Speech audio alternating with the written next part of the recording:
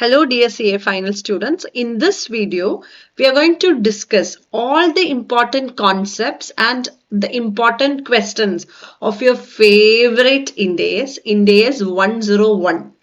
First time adoption of Ind AS. First time adoption of Ind AS. See, what is this standard? First time adoption of Ind AS.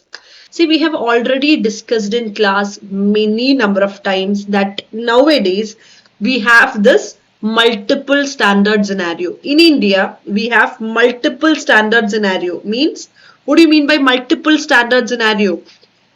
There can be lakhs and lakhs of companies in India. Yes, of which those companies having net worth equal to or more than 250 crores are only required to follow Ind AS. So very few companies are following Ind AS. The rest of the majority is following accounting standards. Correct. So what is the standard? First time adoption. That is our topic. See, for example, let's take X Limited. X Limited is a company. Incorporated, say, for example, in the year 2005. Since then, it was following accounting standards as the net worth is only 100 crores. Current year. What is the current year? Current year is financial year 24-25. Current financial year is, for example, 24-25. 24-25, they have gone for a business combination. They acquired another company. As a result of the acquisition, now this X Limited's net worth has increased from 100 crores to, say for example, it has increased to 350 crores. Now X Limited should prepare financial statements as per Ind AS because it has exceeded that limit of 250 crores. Yes or no? Now, during this 24-25, they need to prepare financial statements as per Ind AS. Now, the importance of the standard arises. First time adoption of this Ind AS. First time adoption of Ind AS. So, the question is, till previous year, till the recent financial statement. Recent financial statement is 31st March 24 financial statements. Yes or no? This 31st March 24 financial statements you have prepared following accounting standards or guidance notes, or in general, our standard is calling it as previous GAAP. They were following previous GAAP. But now it is a shift to Ind AS. So how to do that shift or that changeover? How to do that changeover from AS to Ind AS? Now the standard is telling you if you need to follow Ind AS from 24-25 financial year onwards to make the financial statements more comparable. More comparable means till 31st March 24 you are following accounting standards. All your assets, your liabilities, everything is recognized and measured as per accounting standard, and suddenly the next year you are following Ind AS, which means how is it comparable then? Previous year figures and current year figures, how is it comparable? Correct. So what the standard says, if current year is 24-25, where you need to prepare Ind AS financial statements, you need to start from previous year? No. You need to start from the beginning of previous year. Oh, this is to have a proper start. If you are preparing a balance sheet on 24-25, there should be comparative figures as per Ind AS on 23-24, and there should be an opening balance sheet on 1st April 23. This 1st April 23 will be here in after. In my example, this 1st April 23 will be called as date of transition. This 1st April 23 will be called as date of transition. The entire Ind AS is discussing about this. Entire 101 is discussing about how to prepare this transition balance sheet. Once you prepare transition balance sheet, then you can follow the principles of all the Ind AS and prepare subsequent you can follow other Ind AS. So once you prepare this date of balance sheet on the date of transition, all the subsequent financials you can prepare following the respective concerned Ind AS. All other Ind AS you need to apply. But for this first transition date balance sheet, the provisions are given in Ind AS 101. But remember, before studying Ind AS 101, you should have an idea about all other Ind AS. Okay, because there will be references to other Ind AS, so it's better to study this chapter towards the end. Okay. Come on, I didn't understand anything. Repeat the whole story. Okay, Ind AS 101 is first time adoption of Ind AS. Okay. This standard lays down the guidelines for initial adoption of Ind AS. Understood. It lays down various transition requirements, how to change over. You are not a newly incorporated company. You were following accounting standards for recognizing and measuring all assets, all liabilities, share capital, for everything. You were following accounting standard or guidance note, or we generalize it and call it as previous GAAP. You were following previous GAAP. Now there is a transition from this previous GAAP to Ind AS. On which date? On the date of transition. On the date of transition, not the year in which standard Ind AS becomes applicable. Current year, go back to previous year, beginning of previous year. So 2021-22, Ind AS becomes applicable, which means your first Ind AS balance sheet will be on, go back to previous year 2021. Go back to the beginning of previous year, 1st April 2020. Oh, your first financial statements balance sheet will be on 1st April 2020, which is called as the transition date. Okay, clear. So how should I prepare the Ind AS balance sheet, first Ind AS balance sheet? So in the previous GAAP balance sheet, there is PPE. A 5-year-old PPE is there. We acquired this PPE 5 years back.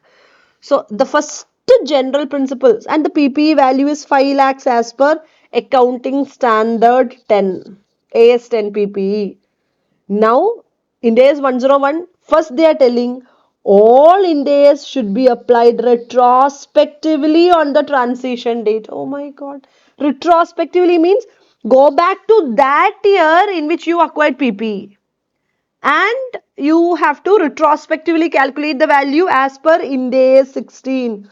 Oh, then it is a tedious task. Correct. Then intangible asset. Go back to that year in which you have initially accounted this intangible asset. In non-current investments, all assets, all liabilities individually. Say for example, preference share capital. As per Ind AS, this is not preference share capital, it is preference share liability, right? If it is redeemable, contractual obligation to pay cash, then it is not preference share capital. Entire accounting will change. Yes, go back to that year in which you issued preference shares. So preference shares can be treated as equity only if it is perpetual or irredeemable or compulsory convertible with discretionary dividend. Correct. So my God, so now it's a headache.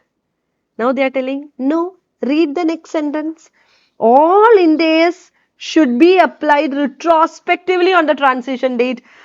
However is giving us some sigh of relief. However, this standard grants certain exemptions and exceptions from retrospective application. That is why we are smiling. The standard provides some exemptions and exceptions from retrospective application. So the objective of the standard is to prescribe high quality information. Because current year alone, if you provide Ind AS figures, then it leads to confusions. So high quality information, that is how this current year figure. Go back to previous year. Okay, Again, previous year, from where this figure came, then go back to again beginning of the previous year. So it is providing comparable information and with a suitable starting point. Not all of a sudden in the current year, a suitable starting point, and ensure the cost while preparing this cost should not exceed its benefit. Okay, fine.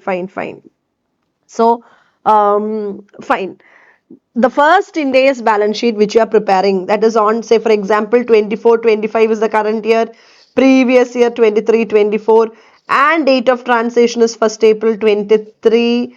On 1st April 23, when you prepare the Ind AS balance sheet, the first Ind AS balance sheet should have an explicit and unreserved statement of compliance of all Ind AS. It should be following the provisions of all Ind AS. Your first Ind AS balance sheet should be following all the Ind AS, and partial compliance is not enough. Oh, so first Ind AS balance sheet is the balance sheet on the date of transition. That is my starting point. So first Ind AS balance sheet will be prepared following the provisions of 101, and subsequent balance sheets you have to follow the respective Ind AS. So 101 is providing you, or the entire provisions of 101 is to help you to prepare the first Ind AS balance sheet, that is on the date of transition, and subsequent date onwards you have to follow all the respective Ind AS. Are you clear? Yes. Then how to prepare this first Ind AS balance sheet? Come on. So first Ind AS balance sheet, Ind AS 101 applies to first Ind AS balance sheet and also each interim report during that period. And general principle, first they are telling all Ind AS should be applied retrospectively. So applying all the Ind AS retrospectively, and four, you should remember it as four principles. First one, recognize all. You should remember like this: recognize, derecognize, reclassify, remeasure. Recognize, derecognize, reclassify, remeasure. Recognize all assets and liabilities required as per Ind AS. Maybe as per accounting standards, we won't record it as an asset, maybe like derivative asset, derivative liability, or in-house research expense at the time of business combination.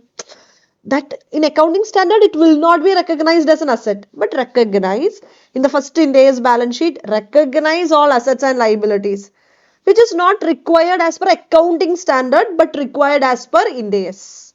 Recognize. De-recognize assets and liabilities which are required as per accounting standard but not required as per Ind AS. That asset or liability is not required as per Ind AS. De-recognize. So how that balance sheet will be tallying now? If you recognize a new item, a new debit came, or a existing debit got de-recognized, all the differences, for the time being you understand, the differences will be adjusted in retained earnings.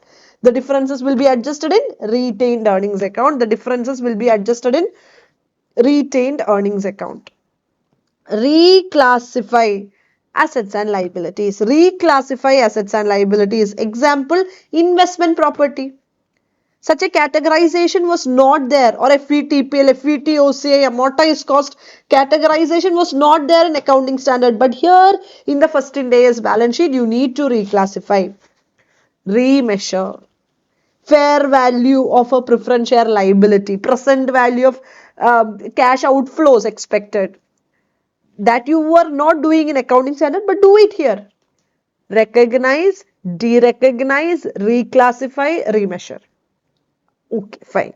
Now, see, so how we are going to do all this? So as we said, we have some mandatory exceptions from this retrospective application and optional exemptions. See, you remember it as 10 major points while preparing first Ind AS balance sheet. 10 important points. So that 10 important points we are going to discuss one by one. Be very clear. First one with regard to So we are starting first point with regard to estimates.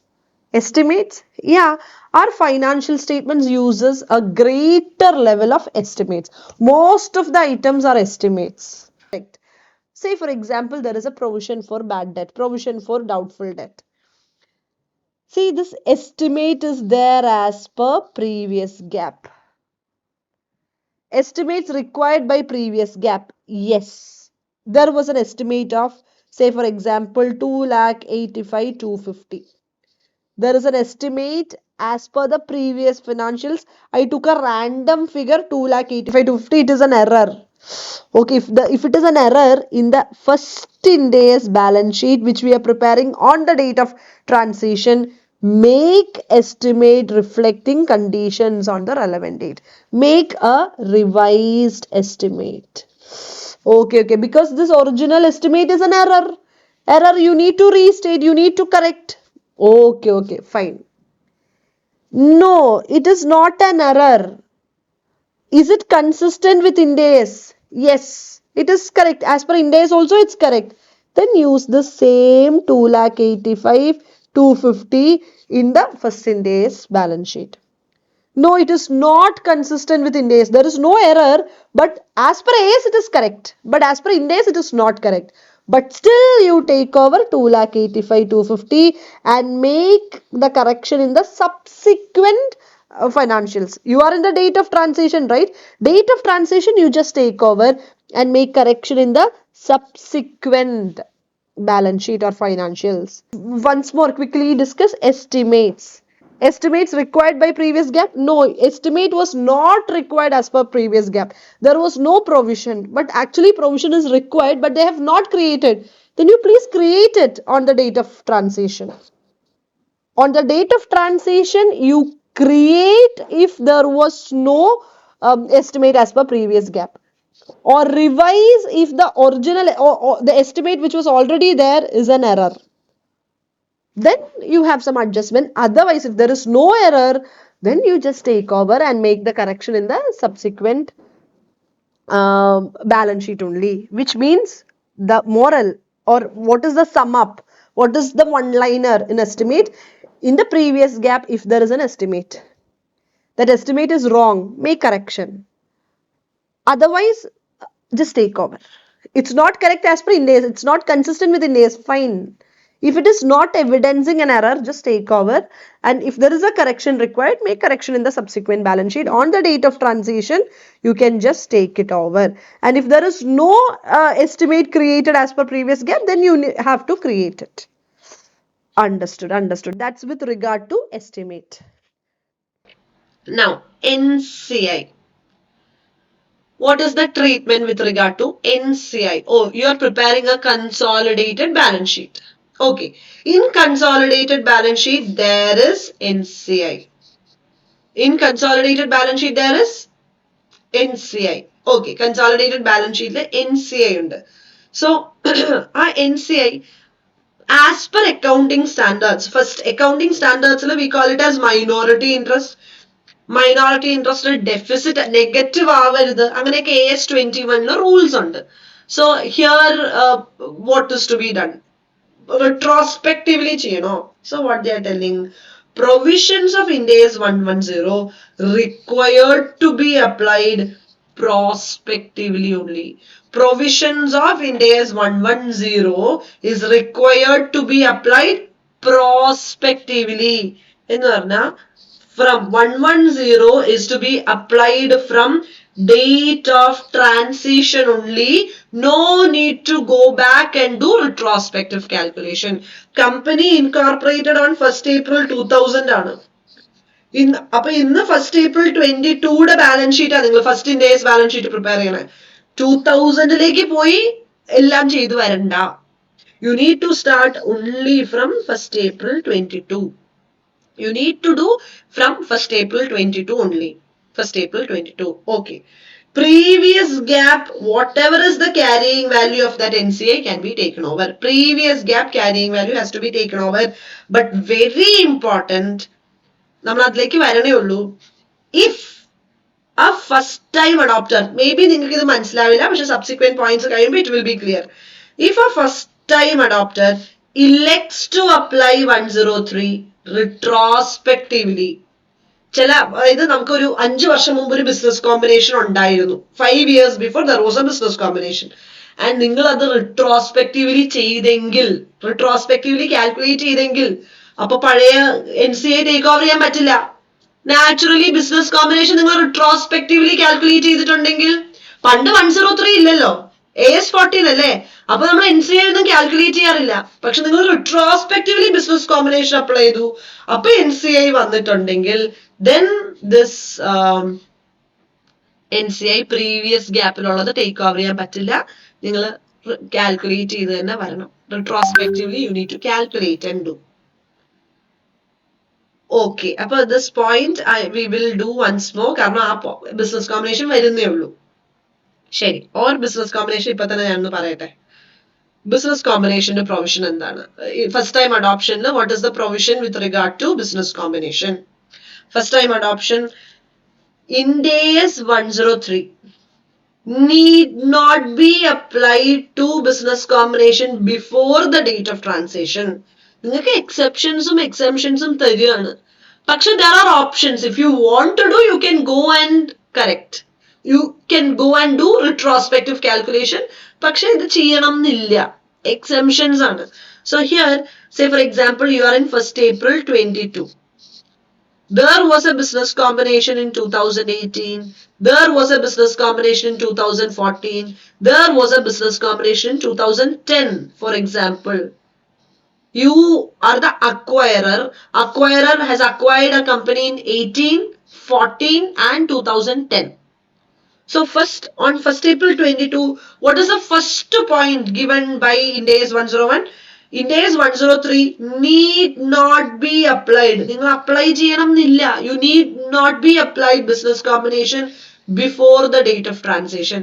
1st April 22 കഴിഞ്ഞിട്ടുള്ള business combinations നിങ്ങൾ 103 apply ചെയ്താൽ മതി. But if ഞങ്ങൾ അങ്ങനെ ഒരു option തരികയാണ്. But if one business combination is restated to comply with Ind AS 103.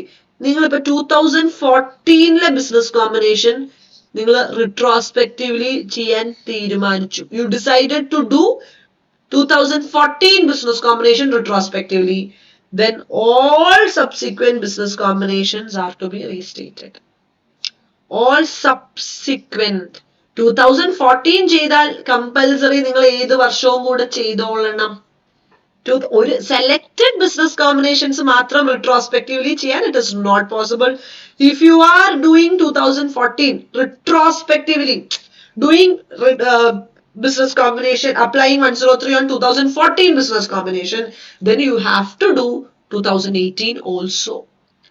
അപ്പോ അങ്ങനെ നിങ്ങൾ റിട്രോസ്പെക്റ്റീവ്ലി ചെയ്യുവാണെങ്കിൽ നാച്ചുറലി അപ്പൊ ഒരു പുതിയ NCA വരില്ലേ ബുക്സിൽ? Yes or no? You will also business combination step number 5 NCA വരുമല്ലോ. അങ്ങനെ 103 2014 2018 വന്നാ അപ്പൊ 110 സബ്സിക്വന്റ്ലി അപ്ലൈ ചെയ്യണല്ലോ. 110 പ്രോസ്പെക്റ്റീവ്, 103 റിട്രോസ്പെക്റ്റീവ്, അത് പറ്റില്ലാന്ന്. കൺസിസ്റ്റന്റ് ആയിരിക്കണം. 103 റിട്രോസ്പെക്റ്റീവ് ആണെങ്കിൽ 110 റിട്രോസ്പെക്റ്റീവ് ആയിട്ട് തന്നെ വരണം. അല്ലെങ്കിൽ നിങ്ങൾക്ക് ഓപ്ഷൻ ഉണ്ടായിരുന്നു, യു ഹാവ് എൻ ഓപ്ഷൻ, ഇതൊന്നും ചെയ്യണ്ട, ഇന്ന് തൊട്ട് തുടങ്ങിയാൽ മതി. അല്ല പോണെങ്കിൽ പോയിക്കോ, പക്ഷെ സബ്സിക്വന്റ് ചെയ്യണം. അപ്പൊ 110 ചെയ്യേണ്ടി വരും. Are you clear? Assets and liabilities ഒക്കെ ഫെയർ വാല്യൂല് ചെയ്യണം. അതിൽ കുറച്ച് അസറ്റ്സ് ഫെയർ വാല്യൂ, കുറച്ച് അസറ്റ്സ് അങ്ങനെയൊന്നും പറ്റില്ല. ബിസിനസ് കോമ്പിനേഷൻ അസറ്റ്സ് 103 അപ്ലൈ ചെയ്യാന്ന് പറഞ്ഞാൽ entire provisions of 103 has to be applied. Are you okay? അതാണ് ഇവിടെ തന്നേക്കണേ. NCI നിങ്ങൾക്ക് പ്രീവിയസ് ഗ്യാപ്പ് എടുത്താൽ മതി. NCI actually you need to take over the previous gap carrying value, but if 103 is applied retrospectively, then 110 also should be applied from that date. In such case, previous gap carrying value cannot be taken over. Are you clear? Yes, it is clear. Now, classification and measurement of financial asset or financial liability. What is this classification and measurement of financial asset, financial liability? That is, There are 2 points, classification and measurement of financial asset, financial liability. See, old gapil amortized cost FVTPL, FVTOCA ഒക്കെ ഉണ്ടോ? ഇല്ല. നമ്മൾ ഈ amortized cost FVTOCA, FVTPL ഒന്നും ഇല്ല. അപ്പോൾ Ind AS 109 is saying you need to classify financial assets, all receivables, investments. You need to classify as amortized cost, FVTPL or FVTOCI on the date of transition. Based on the initial recognition, നിങ്ങൾ ഈ date of transition classify ചെയ്താൽ മതി. Ind AS 101 provides an exception to this general rule by requiring that such assessment should be done on the date of, you need to, ശരിക്കും initial recognition, initially classify ചെയ്യണ്ടേ? So അവർ പറയാണ് വേണ്ട, നിങ്ങൾ ഏത് ഡേറ്റിൽ തൊട്ട് classify ചെയ്താൽ മതി. ഫസ്റ്റ് ടൈം അഡോപ്ഷൻ ആണെങ്കിൽ you need to classify only from the date of transition. You need to do this only from the date of transition. Okay, ഇന്ന് തൊട്ട് FVTOCI, FVTPL, amortized cost classification you need to do. പക്ഷേ if that is the point here, what? It's an important point, classification and measurement. Ind AS 109 requires measurement of amortized cost of financial asset or liability using EIR. Yeah, correct. Financial asset, financial liabilities have to be measured. Amortized cost anengil you should calculate as per EIR. Correct. As an exception to this general measurement principle, Ind AS 101 provides that if it is impracticable for an entity to apply retrospectively, EIR ഒക്കെ അന്നത്തെ, അതായത് എനിക്കൊരു investment in debentures ഉണ്ട്. ഏത് ഡേറ്റിലാണ്? 2005 തൊട്ടുള്ള debenture ആണ്, 20 years debenture. ഇന്നപ്പോ 1st April 22 ആണ്. സോ റിട്രോസ്പെക്റ്റീവ്ലി പോയി ഇൻവെസ്റ്റ്മെന്റ് അമോർട്ടൈസ് കോസ്റ്റിൽ കാൽക്കുലേറ്റ് ചെയ്ത് ഇങ്ങനെ വരണോ? വേണ്ട. നിങ്ങൾക്ക് കാൽക്കുലേറ്റ് ചെയ്യാം. അന്നത്തെ EIR അറിയാമെങ്കിൽ you can go and do the calculation. That day's EIR, 1st April 2005 if you have invested, അന്നത്തെ EIR അറിയാമോ? Then നിങ്ങൾക്ക് ചെയ്യാം. ഓപ്ഷൻ നിങ്ങൾക്ക് വേണമെങ്കിൽ you can do. But if it is impracticable ആണെങ്കിൽ retrospectively, fair value needs to be estimated only on the date of transition. അയ്യോ, അതായത് എല്ലാം പറഞ്ഞു വരുമ്പോ എക്സെപ്ഷൻ ഉണ്ട്. നിങ്ങൾക്ക് എല്ലാം മിക്ക ഐറ്റംസിലും, for all the major items you need to do the calculations only from the date of transition. Are you understanding? So how to do this? ഇത് എങ്ങനെയാ കാൽക്കുലേറ്റ് ചെയ്യേണ്ടത്? അപ്പൊ നമുക്കൊരു നല്ലൊരു ക്വസ്റ്റ്യൻ ഉണ്ട്, illustration 15, which I wanted to do. illustration 15, 16, 17 ആണ് ഏറ്റവും നല്ല questions. Let me do this illustration 15. Illustration 15 is actually a good question. Can I read this? Illustration 15. On 1st April 2011, okay, Sigma Limited issued 30,000 6% convertible debentures of face value of 100 per debenture at par. Okay, fine. So 30,000 convertible debentures, which means compound financial instruments, of face value of rupees 100 per debenture at par.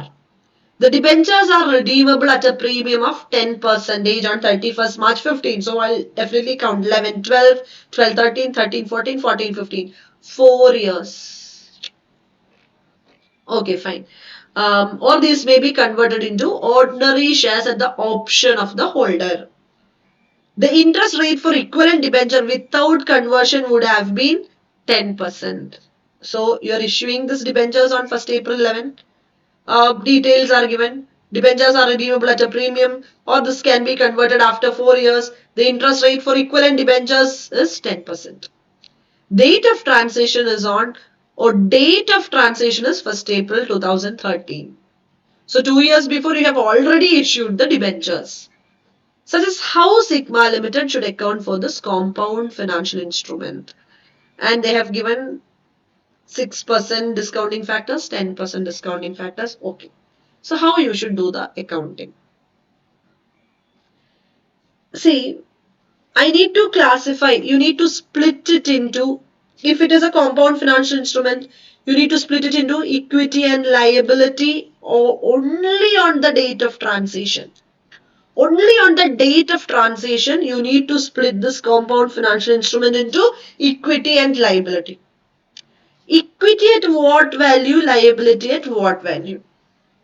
Now, do you have the information that is EIR or IBR? EIR concept generally arises when there is transaction cost. Yes or no? EIR concept arises when there is transaction cost. But if there is no transaction cost, IBR is what we'll take. Do you know the IBR on the date of issue? If you know the IBR on the date of issue, so remember, classification is to be done. Classification need to be done only on the date of transition.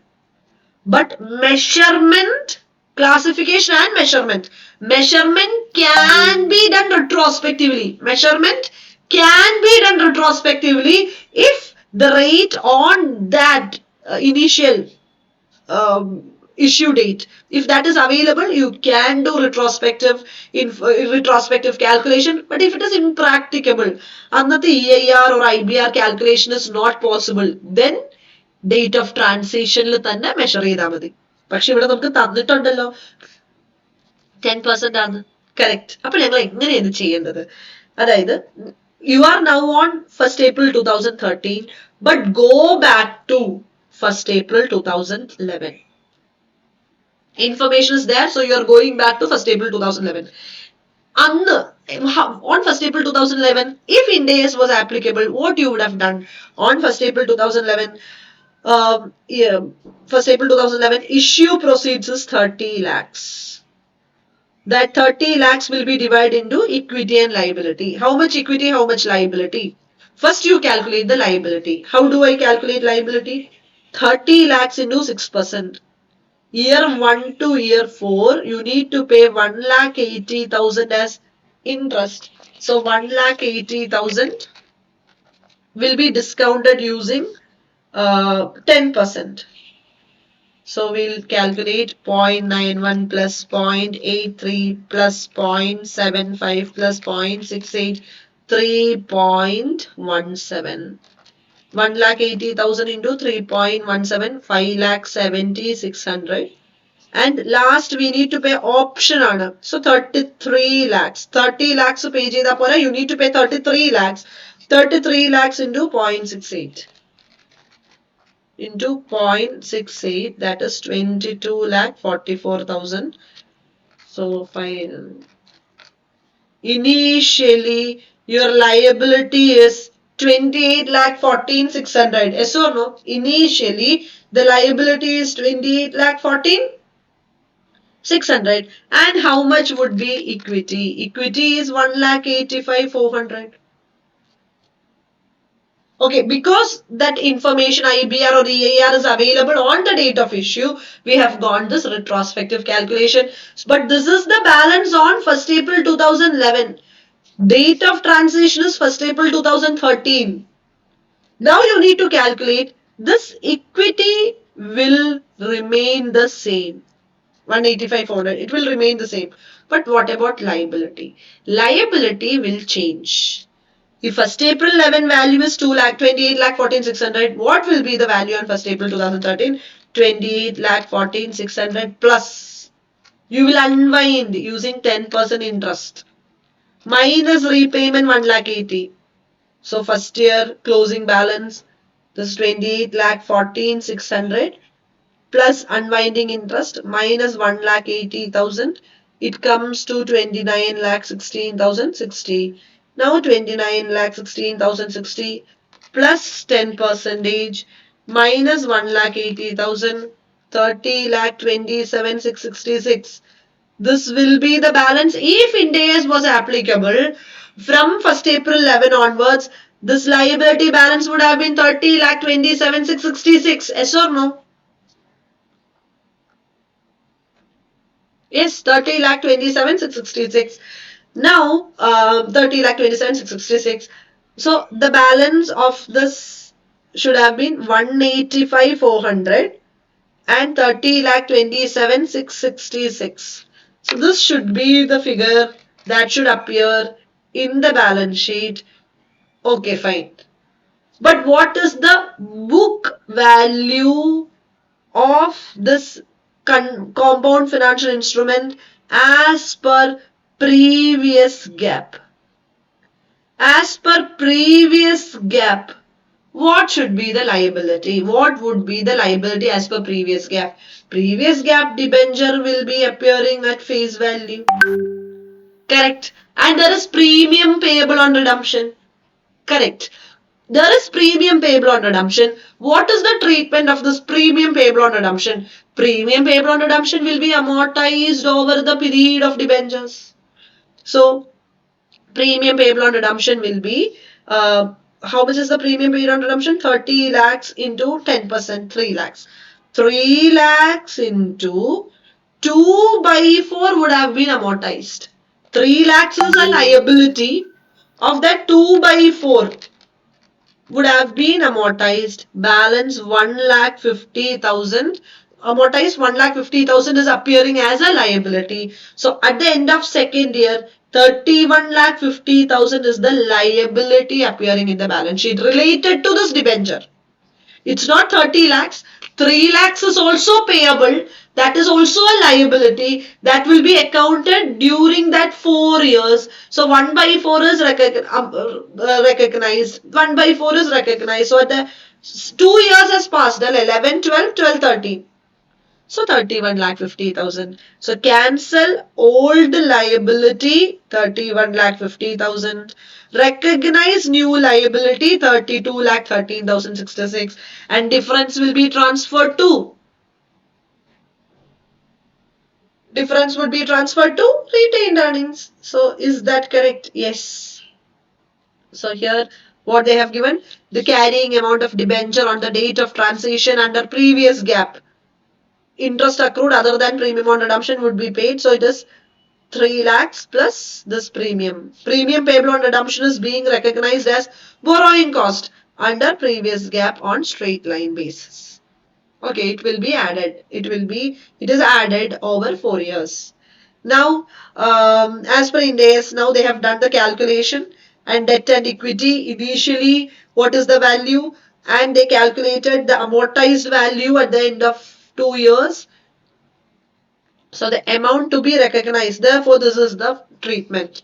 Therefore on transition date, recognize carrying value of debenture as 30 lakh 27,666, recognize equity as 185,400, de-recognize 31 lakh 50. So there will be a difference 63,066. Is it correct? 30 lakh 27,666 plus 185,400.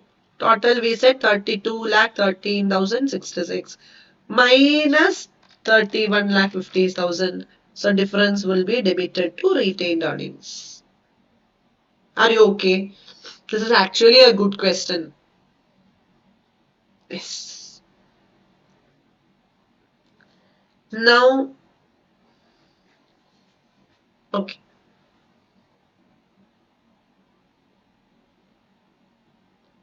We are coming to that. The investment ഒക്കെ നമ്മുടെ ഓർഡറിൽ ഇപ്പൊ it's coming. ഇപ്പൊ വരും.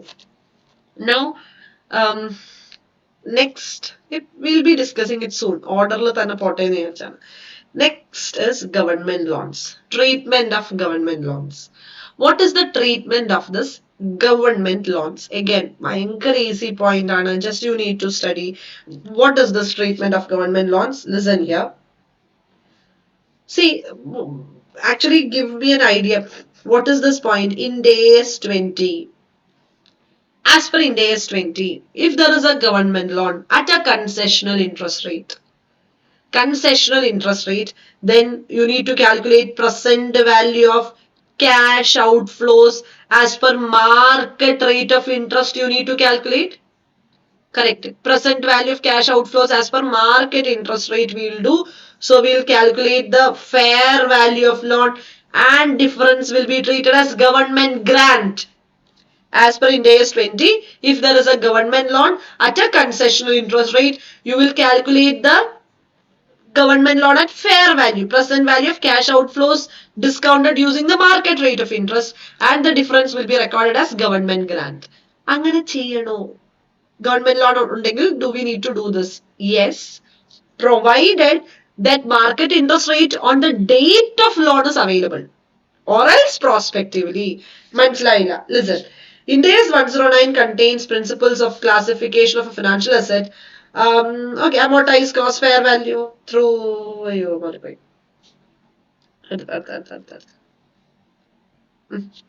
That point we have already read. Here, what is given? An entity may apply the requirements in 109 fair value of government loan calculation and Ind AS 20 retrospectively ചെയ്യണം. എപ്പോൾ retrospectively ചെയ്യണം? Now important, listen. If the government loan originated before the date of transition, of course date of transition മുമ്പാണ് government loan നിങ്ങൾക്ക് കിട്ടിയേക്കുന്നത്. Provided what? Provided the information needed to do so had been obtained at the time of initially accounting the loan. Loan initially നിങ്ങൾക്ക് കിട്ടിയില്ലേ? Loan കിട്ടിയത് ഏത് ഡേറ്റിലാ? 1st April 2017 നിങ്ങൾ loan എടുത്തത്? അതെ. ഇന്ന് 1st April 22 ആണോ ഡേറ്റ് ഓഫ് ട്രാൻസിഷൻ? അതെ. 1st April 2017 മാർക്കറ്റ് റേറ്റ് അറിയാമെങ്കിൽ 1st April 2017 പോയി fair value of loan calculate ചെയ്യണം. അപ്പൊ ഡിഫറൻസ് ഗവൺമെന്റ് ഗ്രാന്റ് ആക്കാം. പക്ഷെ അന്നത്തെ മാർക്കറ്റ് റേറ്റ് അറിയില്ലെങ്കിൽ നിങ്ങൾ അത് റിട്രോസ്പെക്റ്റീവ് കാൽക്കുലേഷൻ ചെയ്യണ്ട. പിന്നെ എന്ത് ചെയ്താൽ മതി? Just you need to do prospective calculations. ഇന്ന് തൊട്ട് കാൽക്കുലേഷൻസ് ചെയ്താൽ മതി. അന്ന് അറിയാമെങ്കിൽ മാത്രം you need to do the split up and do the retrospective calculation. Are you clear? No, എനിക്ക് ക്ലിയർ ആയില്ല. Okay, now just one more. Let me read this and close. Named cost alla government loan. A first-time adopter shall classify all government loans received as a financial liability. Okay, in accordance with financial instruments. A first-time adopter, this is the point, shall apply the requirements of 109 and 20 prospectively, date of transition onwards ചെയ്താൽ മതി, to government loans existing at the date of transition, shall not recognize corresponding benefit as government grant. Government grant ആയിട്ടൊന്നും record ചെയ്യണ്ട. പ്രോസ്പെക്റ്റീവ്ലി ചെയ്താൽ മതി. അയ്യോ, ഇപ്പൊ കുറച്ചു മുമ്പ് പറഞ്ഞത് റിട്രോസ്പെക്റ്റീവ്ലി ചെയ്യണം എന്നല്ലേ? ആ റിട്രോസ്പെക്റ്റീവ്ലി ചെയ്യണം. എപ്പോ മാത്രം റിട്രോസ്പെക്റ്റീവ്ലി ചെയ്യണം? So that is what they have given. An entity may apply the requirements retrospectively before for government loan originated before the date of transition, provided the information needed to do so had been obtained at the time of initially loan എടുത്തപ്പോഴേ ഇത് അറിയാമെങ്കിൽ retrospectively ചെയ്യണം. അതല്ലെങ്കിൽ retrospectively ചെയ്യണ്ട. Are you clear? Same as financial liability. അതെ, ഞങ്ങൾക്ക് fair value അന്നത്തെ market rate of interest അറിയില്ലെങ്കിൽ പിന്നെ എങ്ങനെ റിട്രോസ്പെക്റ്റീവ്ലി ചെയ്യും? ഡേറ്റ് ഓഫ് ട്രാൻസിഷനിലെ മാർക്കറ്റ് റേറ്റ് എടുത്ത് റിട്രോസ്പെക്റ്റീവ്ലി ചെയ്യാൻ പറ്റില്ല. ഡേറ്റ് ഓഫ് ട്രാൻസിഷനിലെ മാർക്കറ്റ് റേറ്റ് എടുത്ത് റിട്രോസ്പെക്റ്റീവ്ലി ചെയ്യാൻ പറ്റില്ല. As simple as that. അപ്പൊ ഇതൊക്കെ ഇതിനെ റിലേറ്റഡ് ആയിട്ടുള്ള ക്വസ്റ്റ്യൻ ഉണ്ട്, നല്ല ക്വസ്റ്റ്യൻ ഉണ്ട്. അതാ ഞാൻ പറഞ്ഞ 15, 16 test knowledge questions are all exam type of, exam stuff ഉള്ള questions ആണ്. Okay, fine. So government loan is again an important point. Business combination നമ്മൾ already പറഞ്ഞു. Now business combination related questions ഉണ്ട്. So that we'll take business combination. Business combination you need to study this one also. Listen, ഒന്ന് ശ്രദ്ധിച്ചേ. If you are deciding to restate past business combinations, okay. Previous asset or liability recognized as per previous gap. Previous gap വെച്ചൊരു asset അല്ല, Ind AS വെച്ചു asset അല്ല. അപ്പൊ പിന്നെ വലിയ നേരത്തെയും അസറ്റ് അല്ല ഇപ്പോഴും അസറ്റ് അല്ല. അപ്പൊ പിന്നെ വലിയ പ്രശ്നങ്ങളൊന്നും ഇല്ലല്ലോ. നേരത്തെ അസറ്റ് അല്ല, 101 വെച്ചു അസറ്റ് അല്ല. Okay fine. It was not an asset before. But as per Ind AS, it is to be. ഞാൻ 103 retrospectively ചെയ്യുവാണ്. AS വെച്ച് അസറ്റ് അല്ല, Ind AS വെച്ച് അസറ്റ് ആണ്. അങ്ങനെ ഒരു ഐറ്റം ഉണ്ടോ? ഉണ്ട്. Intangible assets, in-house process, research. Ind AS 103 പറയുന്നില്ലേ അസറ്റ് ആക്കണം എന്ന്? കറക്റ്റ് ആണല്ലോ. ശരി. അല്ലെങ്കിൽ കണ്ടിൻജന്റ് ലയബിലിറ്റി. മുമ്പ് കണ്ടിൻജന്റ് ലയബിലിറ്റി നമ്മൾ എടുക്കില്ല. പക്ഷെ ഇവിടെ Ind AS 103 പറയുന്നത് ടേക്ക് ഓവർ. അപ്പൊ ഓപ്പണിംഗ് Ind AS ബാലൻസ് ഷീറ്റിൽ അസറ്റ് വരുമോ? യെസ്. അപ്പൊ അസറ്റ് വരുമ്പോ കറസ്പോണ്ടിങ് എന്ത് ചെയ്യണം? Adjustment should be given to retained earnings. അതിപ്പോ അറിയാവുന്നല്ലേ, പിന്നെ ഇപ്പൊ എന്താ ഇതിനകത്ത്? ഓക്കെ. അപ്പൊ ഒരു ലയബിലിറ്റി വന്നു ഓർ അസറ്റ് വന്നു. അപ്പൊ അത് Ind AS വെച്ച് അസറ്റ് ആണ്. സോ അസറ്റ് ആയിട്ട് റെക്കോർഡ് ചെയ്യൂ. അപ്പൊ പ്രീവിയസ് ഗ്യാപ്പ് വെച്ച് ഡിഫറൻസ് വന്നു. Okay sorry. Fine. Okay, now listen. It was not an asset or not a liability as per. I never knew that. I thought everyone is comfortable with this Malayalam also. Okay, now I'll be careful. So it is not an asset, not a liability as per previous gap. Not an asset, not a liability as per previous gap. Like a contingent liability, not a liability as per previous gap. But 103 requires you to take over and show it as a liability. Correct. So there is a difference between previous gap and current Ind AS balance sheet. Yes, of course, there is a difference. Adjust in retained earnings. Fine, that I already know. Now, second one. It was not an asset before. And it is an asset now. And this asset is an intangible asset. In-house process research, intangible asset. Now the difference should be accounted not in retained earnings but in only at the time of business combination.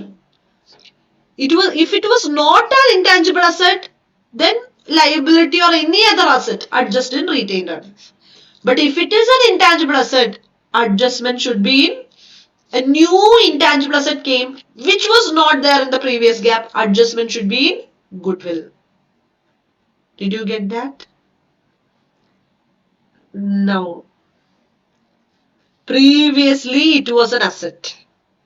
As per previous gap it was an asset. Now as per Ind AS it is not an asset. Just ulta, reverse situation. Previous gap it was an asset. Now it is not an asset. So you're cancelling an asset, right? Yes, I'm cancelling an asset. Is that asset an intangible asset? Now, is it an intangible asset? Two cases, Anna. There are two cases. Is it an intangible asset? Yes.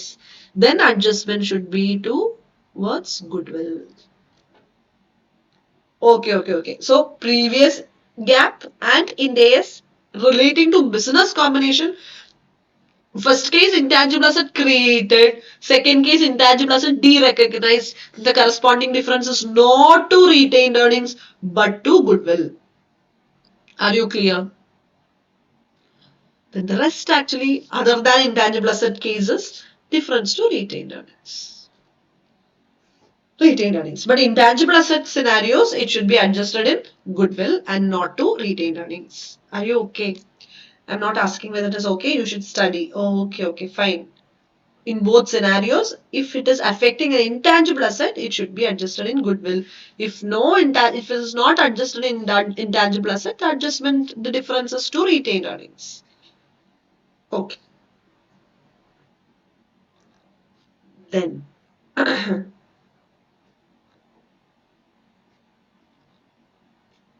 that I'll read all this theory small questions if we have time. Not apply. Now, very important point is this question is question number 7. Share-based payment transactions. Share-based payment transactions. What do you have to say about this share-based payment transactions? See, there is a share-based payment reserve as per previous gap or ESOP outstanding account as per previous gap. Okay, which means if there is share-based payment reserve or ESOP outstanding account, On vested options. What do you mean by vested options? Vesting period has already ended, but it is not exercised. Vesting period ended.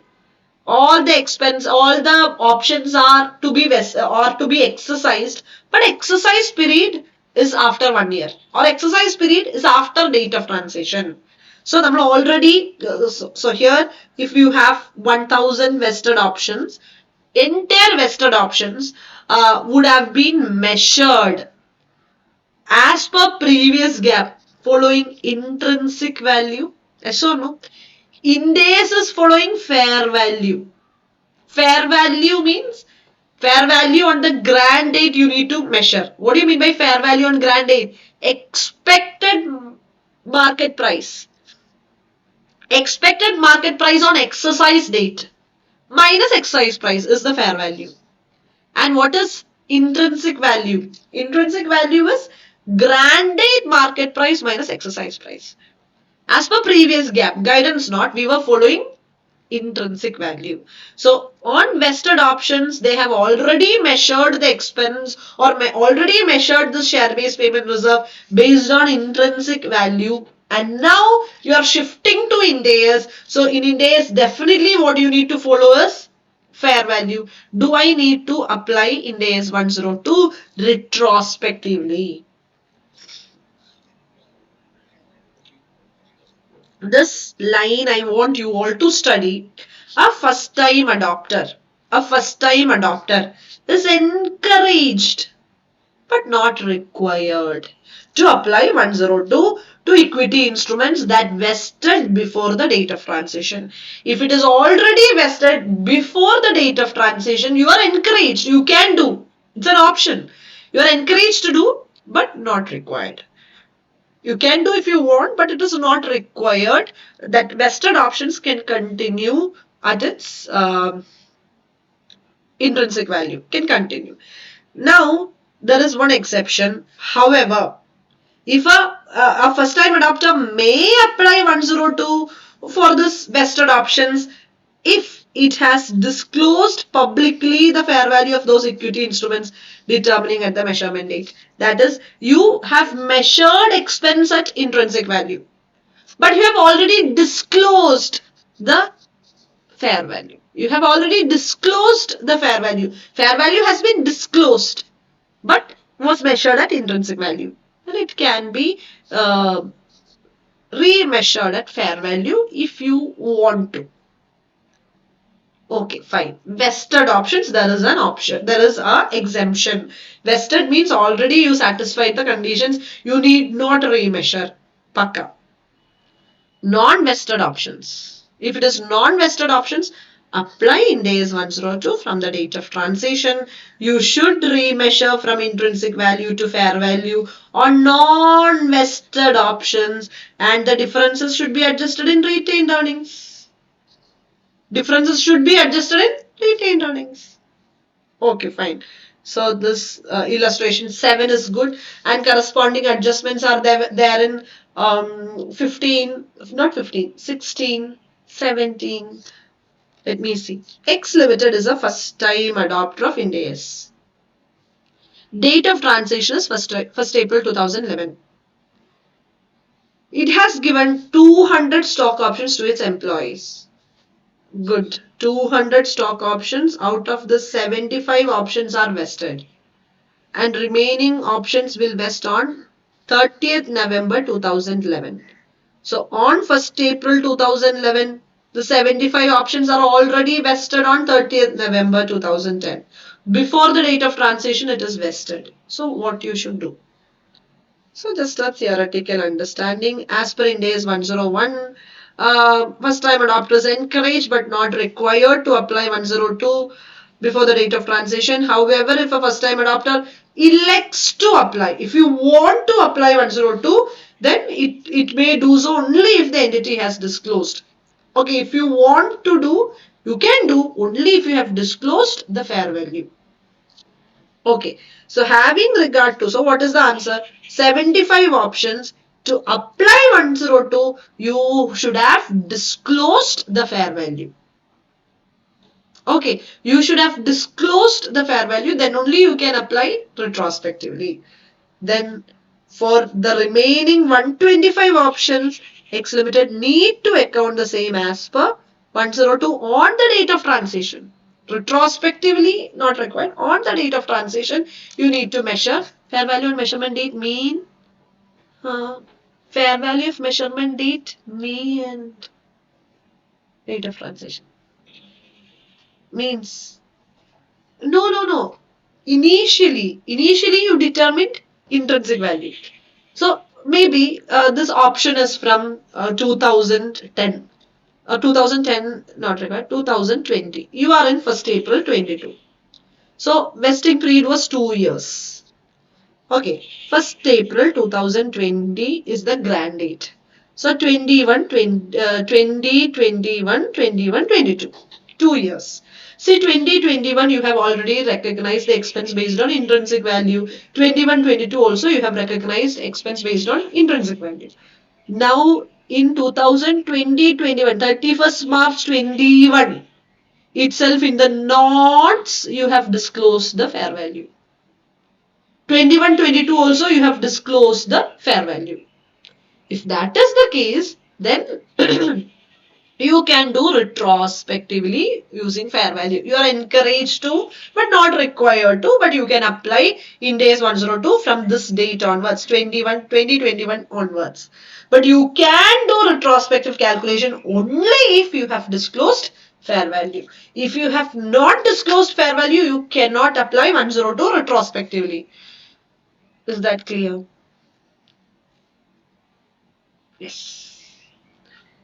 Now, so as I said, all these points, the questions on all these points are there. So please wait. Let me finish off the theory. Now, deemed cost, which is again very important. What is this deemed cost?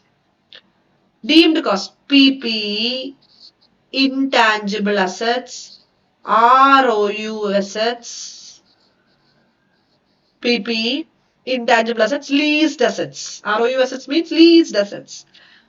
For PPE, intangible assets, ROU assets, can I go back on the date when asset is purchased and retrospective calculation as per Ind AS 16? Should I do? Okay, you can do.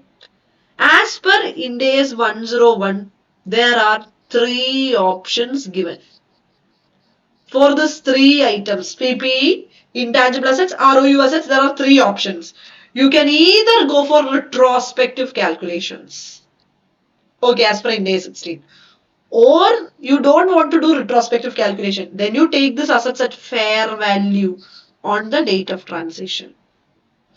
Oh, don't do retrospective. Today's fair value. On the date of transition, what is the fair value? Okay. Or you take over previous gap carrying value. This fair value on the date of transition or previous gap carrying value will be considered as deemed cost on the date of transition. Just take over. You have given option. Oh, okay. Good. So we have options. Correct. Listen. Deemed cost of PP, intangible assets, ROU assets. Entity has the following options with respect to PP as per Ind AS 1638 or Ind AS 116 in the opening Ind AS balance sheet. Measurement basis you can do retrospectively. On item by item basis, you do retrospective calculation. If you would like to do that, please do it. Plan A as per Ind AS 16, Plan B, fair value. So you can go for item by item basis. You can select. If you want to do retrospective, you do on one asset. You want to take fair value of another asset, you take. So that's possible. Fair value at the date of or you take fair value at the date of transition. This also can be applied on item by item basis. Some assets you take retrospective, some assets you do fair value. That's possible. Previous gap carrying amount. This measurement option. Okay, fine. Understood. So, but here there is an exception. So don't take it as for all assets, all PPE, all intangible assets, ROU assets, retrospective calculation is there on item by item basis, or fair value of date on transition, or previous gap carrying value you can take over, provided for investment properties. Previous gap carrying value you can take over, but fair value cannot be taken. What is this? Investment property permits only cost model. Therefore, option of availing fair value on the date of transaction as deemed cost is not available. Correct, no? Fair value on the date of transaction, that is not possible. Okay, fine. Deemed cost exemption is possible. And here you have some questions like, what if there is a business combination? There is a business combination. All PPs are acquired as in a scheme of business combination. So, and you decided to do business combination retrospectively. Can you avail this deemed cost exemption? You are revaluing, you are restating business combinations retrospectively. Then can you avail this deemed cost exemption? No. If business combination is availed retrospectively, then all assets should be measured on that date at fair value. Then it should be depreciated, and now it is to be retrospectively calculated. Deemed cost exemption of fair value on the date of transition, previous gap carrying value, simply taking over, that provision will not be available if you are going to restate business combination retrospectively. So if business combination doing retrospectively, NCI retrospectively, 110 full retrospectively, fixed assets, PPs, whatever assets you have acquired in a scheme of business combination should be calculated retrospectively. This option will not be there. Did you understand?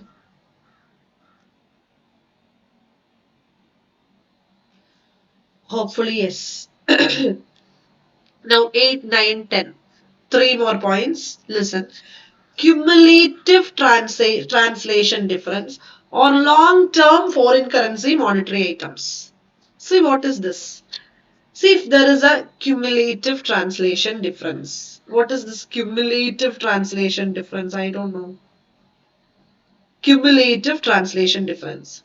See, if you have a non-integral as per AS 11, previous gap, if you have a non-integral foreign operation, non-integral foreign operation, when you translate the trial balance, correct, non-integral foreign operation, you have a foreign branch which is non-integral. I will be translating the trial balance to reporting currency, and there is a translation difference. It will be taken to FCTR.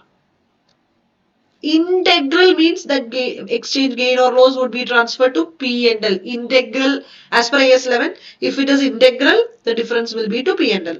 Non-integral, the difference will be to FCTR. Okay. So recognize some, no need to recognize the translation difference in OCI. Reclassify cumulative translation difference to P&L as part of gain on its disposal. So what is this? If first time adopter uses this exemption, understand, if there is an FCTR balance already as per AS 11, 5 lakh balance is there. Based on the previous non-integral foreign operation translation difference is there. It can be set to 0. Because there is no non-integral. For integral and non-integral here in Ind AS 21, same treatment is there. So you set whatever is there in FCTR 2. So yesterday FCTR balance was 5 lakhs. In the current first Ind AS balance sheet, you can set it to 0. For all foreign operations, 0 and start fresh. Then from the date of transition, apply Ind AS 21. Okay. So gain or loss on subsequent disposal of foreign operation shall be naturally, if FCTR balance is 0, then reclassification to P&L will not be there. Nothing. You can, a first time adopter shall set cumulative translation difference to 0 for all of foreign operations. So difference, if there is FCTR credit balance, it will be transferred to retained earnings. Okay, fine, understood.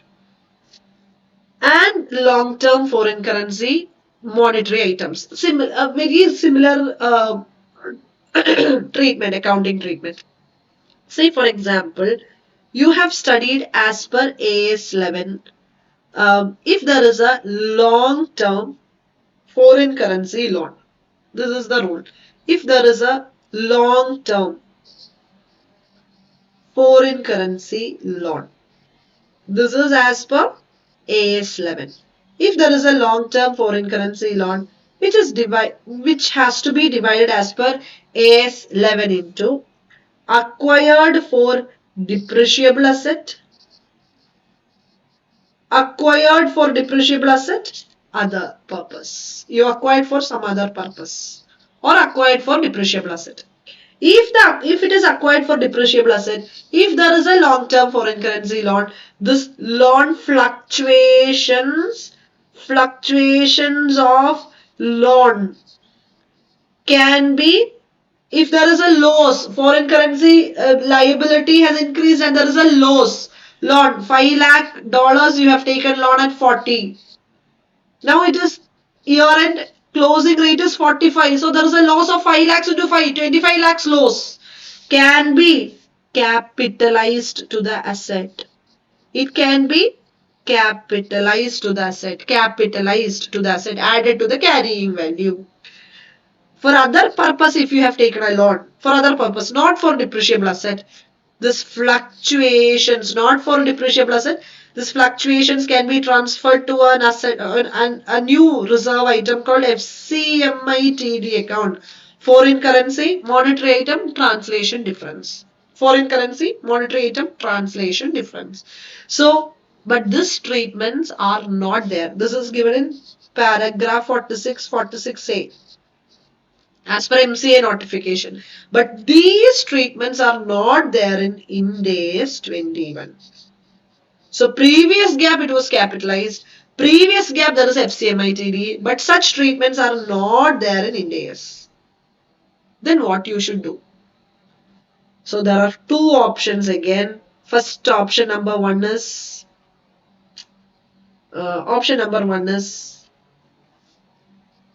whatever balance is there in FCMITD. So for option number one, continue old practice. You don't need to do any adjustment. Continue old practice for old loan. Till that loan is derecognized, you continue the old practice. So there won't be any change. Continue old practice for the old loan, not for the new loan. Continue old practice for the old loan.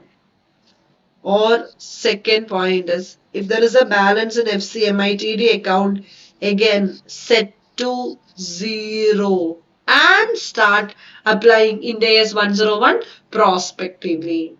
Did you understand? So what are the two options available? Notified that they are explaining that point.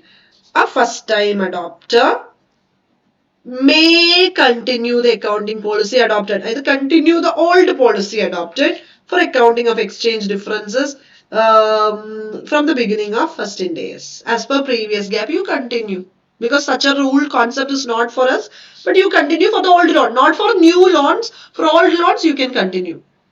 Which means this exemption is not a permanent exemption. Only for that particular loan, that exemption is available. Okay. Or what you can do is, for here example is given, such recognize transition date, the first reporting date, the exemption is available only if such monetary items was recognized as per. Okay, fine. That is what explained.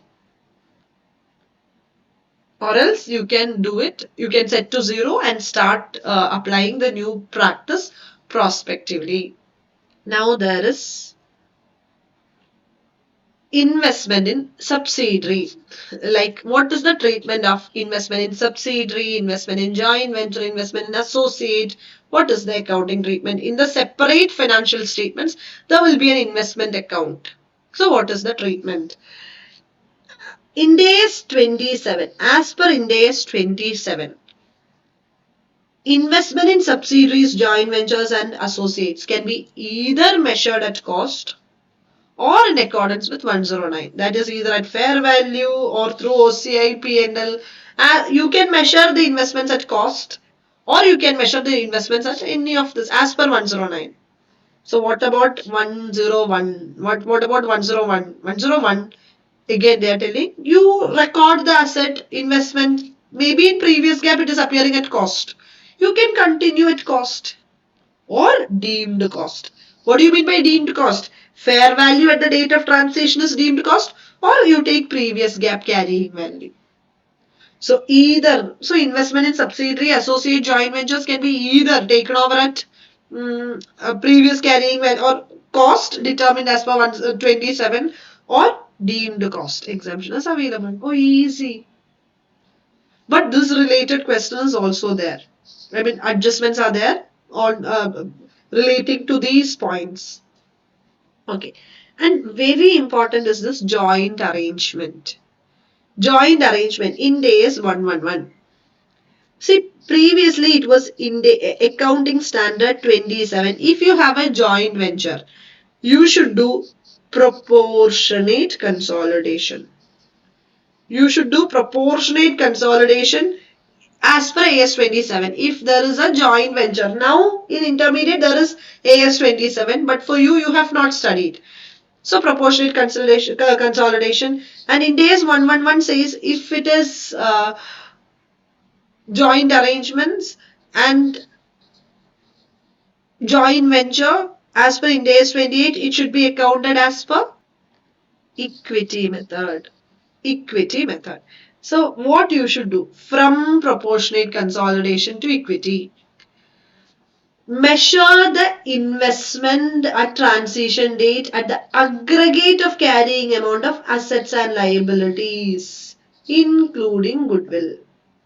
And you test for impairment if there is an indicator. So what is this? Let's try a question and find out. So this related question also we'll try and we'll find out what the treatment is. Okay, let me quickly take two few study material questions. X Limited is required to adopt Ind AS from 1st April 2011. So which means 11-12 is the year in which Ind AS is applicable. Correct. With comparatives for 1 year. When you prepare the Ind AS for the first year, you need to provide comparatives. Correct. 10-11. So what is the date of transition? Do you need to start from 10-11 onwards? You should say no. You should start from 1st April 2010 onwards. 1st April 2010 onwards. Correct. You need to prepare not from 10-11 onwards. There should be a third balance sheet. The starting point should be 1st April 2010, then 31st March 11, then 31st March 12, so that the users will be comparing or users will be getting a good starting point. Yes or no? So they can make decisions based on that, or they can compare the previous years and starting point. Okay, fine. Now the same thing. Example. And this question is actually not at all difficult, but let me read this. Company B is a foreign subsidiary of company A. So there is a company A and there is company B. Company B is the foreign subsidiary and has adopted IFRS as issued by IASB as its primary gap for its local financial reporting purpose. So there is company A and company B is the subsidiary, and company B is following IFRS as issued by IASB for and its as its primary gap. Company B prepares its financial statements as per accounting standards specified under in section 133 of Companies Act. Fine. On transition of company A to Ind AS. So A is there is a transition from previous gap to Ind AS. What would be the previous gap of foreign subsidiary for its financial statements? What will be the previous gap? So, company preparing financial statements in accordance with accounting standards This is the previous gap. So, financial statements are prepared by company A, and company A will be consolidating company B also. So, they are following accounting standards specified under section 133. So, what is the previous gap? That shall be considered as the previous gap. Accounting standard following as in accounting standard on the previous gap. Okay. Then, so this I'm not reading. Or I'll read this one also. Maximum questions I'll try to read. E Limited is required to first time adopt Ind AS from 1st April 2011. The management of E Limited has prepared its financial statements in accordance with Ind AS, and an explicit and unreserved statement of compliance with Ind AS has been given by the management. Now, E Limited is a company required to prepare Ind AS for first time. Okay. And management has prepared and they have given an explicit and unreserved statement of compliance with Ind AS. However, there is a disagreement on application of one Ind AS between management and auditor.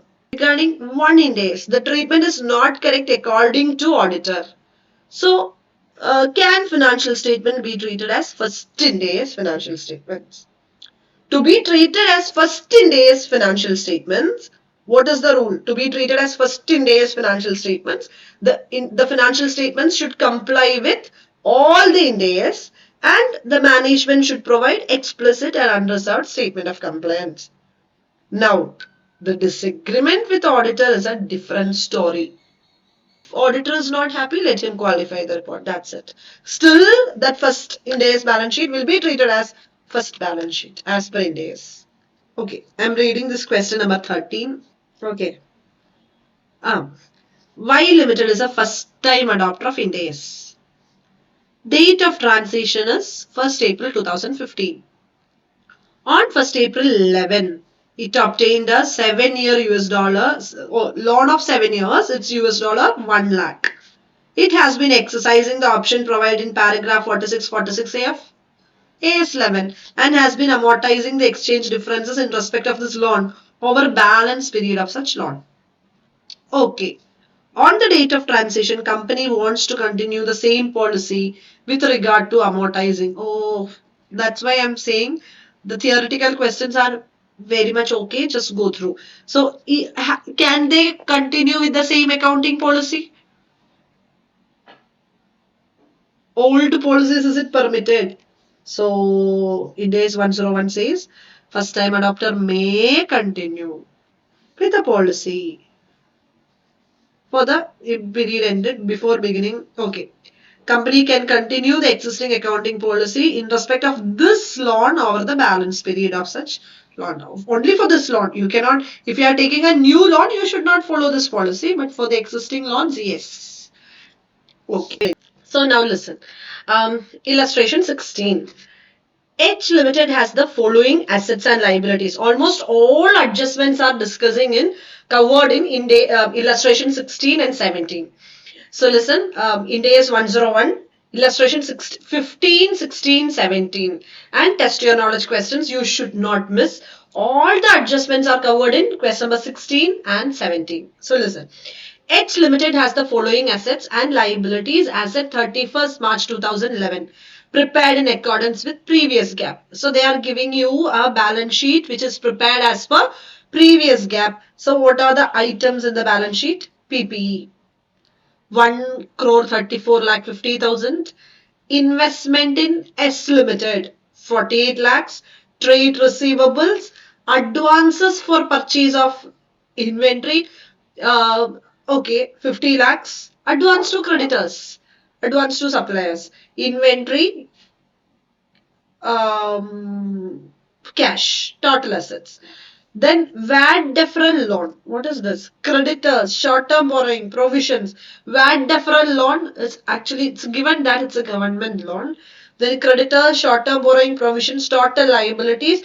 You have share capital, reserves, cumulative translation difference. So, cumulative, this reserves is the total. It is cumulative translation difference. ESOP reserve, retained earnings, total equity, equity and liability.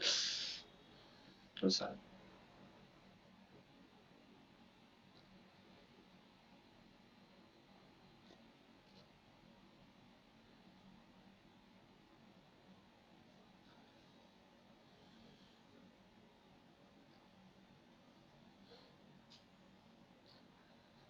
So a balance sheet is given. Fine. The following gap. So this balance sheet is prepared as per previous gap. Accounting standards, guidance notes, Companies Act. Okay, fine. The following gap differences were identified by the company on first time adoption of Ind AS with effect from 1st April 2011. In relation to PPE, the following adjustments were identified. PPE comprise land held for capital appreciation purpose. Cost 4,50,000 was classified as investment property. You know this. You know that investment property is to be reclassified and present separately. It should not form part of investments. It should not form part of, I'm sorry, PPE.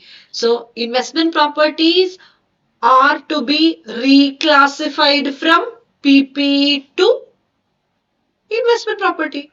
Okay, fine. So when you present this 134 lakh 50,000 from this, you deduct 4 lakh 50 and show investment property separately when you prepare the Ind AS, first Ind AS balance sheet. Okay, understood. Exchange difference of 1 lakh were capitalized to depreciable PPE on which accumulated depreciation is 40,000 was recognized. You have already capitalized 1 lakh exchange difference to PPE. Okay. So is that correct or is that wrong? If you are following deemed cost, if you are taking over the previous gap carrying value, it is okay. Correct. So, okay, fine. There was no asset retirement obligation. What do you mean by asset retirement obligation? Decommissioning liability, dismantling, restoration of site expense. Such item is not there. Okay. The management intends to adopt deemed cost exemption for using previous gap carrying values as deemed cost at the date of transition for PPE and investment property. Okay, fine. There is no adjustment at all. Just take over. 134 lakh 50,000 is the value of PPE. So now show it as 130 lakhs as PPE and 4 lakh 50,000 as investment property. That's it. The company has made an investment in S Limited, subsidiary of H, for 48 lakhs that carried a fair value of 68 lakhs at the transition date. The company intends to recognize investment at its fair value at the transition date. Come on. There is an investment in subsidiary S Limited, 48 lakhs. There is an investment in subsidiary for 48 lakhs. Understood. This 48 lakhs is the previous gap carrying value, maybe at cost. But now they want to measure this investment at 68 lakhs. Is it possible? You should say, as per Ind AS 101, a first time adopter may calculate the value of investment either based on Ind AS 27 or on the date of transition. As per Ind AS 27, you can value cost or value as per measure as per 109, or you can calculate the fair value on the date of transition or the cost, previous gap carrying value. So here fair valuation is possible, which means the investment value becomes 68 lakhs. So there is a gain, there is a change of 20 lakhs. Where do you account that change of 20 lakhs? Of course in retained earnings. So retained earnings should increase by 20 lakhs. Okay, fine. VAT deferral loan. Listen carefully. VAT deferral loan, government loan. What was the provision as per Ind AS 101? A first time adopted should do retrospectively if the market rates are available on the date of loan, or prospectively, just you need not split. That's possible. That's okay. On the date of transition, if you are not splitting, it is fine. So VAT deferral loan 60 lakhs. VAT deferral loan of 60 lakhs was obtained on 31st March 2011 for setting up a business in backward region with condition to create defined targets for employment of local population of that region. The loan does not carry any interest. Oh my god, it's an interest-free loan received from government, repayable after 5 years. In accordance with 109, the discounting factor on the loan is to be taken at 10%, being the incremental borrowing rate. Incremental borrowing rate, accordingly, the fair value of loan is measured. Loan is obtained on 31st March 2011. So you measured the fair value of loan on this date's IBR is given 10%. Okay, then you can split. Yes or no? Loan date is 31st March 2011. Sorry. You have taken the loan only on this date. Only on this date, 31st March 11. On 31st March 11 only you have taken the loan. But previously it was recorded 60 lakhs. On this date's fair IBR is 10%. So you have split it into 37 lakhs. 60 lakhs is the loan, but fair value of loan is 37 lakh 25 528 only. So the difference 60 lakhs minus 37 lakh 25 528 should be accounted as 22 74 472 should be recorded as government grant, deferred government grant. The entity chooses to exercise the option, that is, entity chooses to apply the requirements of 109 accounting and 20 share. So you split the 60 lakhs loan to loan 37 lakhs something and balance 22 lakhs government grant. You need to split, but there is no change in the amount. As there is no change in the amount has not changed, so there is nothing to be transferred to retained earnings. Okay, understood. Now, the retained earnings of the company contain the following. ESOP reserve, share-based payment reserve, 20,000. The company has granted 1,000 options to employees, out of which 800 have already vested. Okay. The company followed intrinsic value method for recognition of ESOP charge and recognized 12,000 towards vested options. So, 1,000 options are there. 800 vested options, obviously 200 unvested options. On vested options, expense recognized is 12,000. So on unvested options, expense recognized must be 8,000. Yes or no? If fair value method has been followed, the corresponding charge would have been 15,000 and 9,000. The company intends to avail 101 exemption for not restating ESOP charged for vested options. They decided not to account because there is an option, right? If the company is encouraged but not required, is what given. So we decided not restate this 12,000, but this has to be restated. So ESOP reserve should increase. If ESOP reserve is to increase, the corresponding difference will be to retained earnings. Retained earnings to ESOP reserve. Okay, that's it. That's it. Is it clear? Very easy to understand. For vested, you are not doing any accounting. For non-vested or unvested, you are doing this adjustment from intrinsic value to fair value. Is it okay? Then the company had a non-integral foreign branch in accordance with AS 11 and had a balance of 1 lakh as a part of reserves. On first time adoption of Ind AS, company intends to avail 101 exemption of resetting the cumulative translation difference to 0. Is that possible? Of course it's possible. So 1 lakh, that FCTR balance will be nil and this retained earnings will be more by 1 lakh. Prepare transition date in Ind AS balance sheet of company H showing adjustments to the value of assets and liabilities. See, trust me guys, this question has not yet tested for exam. And it's a good question which can be asked for maybe an 8 marks or 10 marks. So what should I do? You should prepare a table. Table like this. Very easy answer. A table. Transition date balance sheet. First transition date balance sheet. Particulars. Previous gap figure. Adjustment in days. Previous in days. In between, what is the adjustment? So 1, 2, 3, 4. Not numbers. If there you can give, or else 1, 2, 3, 4. Particulars. Previous gap figure. Adjustment, Ind AS figure. Oh, easy. Non-current assets PPE. 134 lakh 50. You eliminate 4 lakh 50, so 130 lakhs. Investment property. It was 0 originally. You account 4 lakh 50, so it got set off. Nothing to retained earnings. Okay, fine. Then inventory, no change. Investments in S Limited, you have to give up subheading financial asset, a small heading that it's a financial asset, investment in equity shares. It was 48 lakhs, but you intend to measure this at fair value. You want to measure at fair value. So 20 lakhs to retained earnings. Trade receivables, no change. Cash, no change. Advance for purchase of inventory, no change. So total.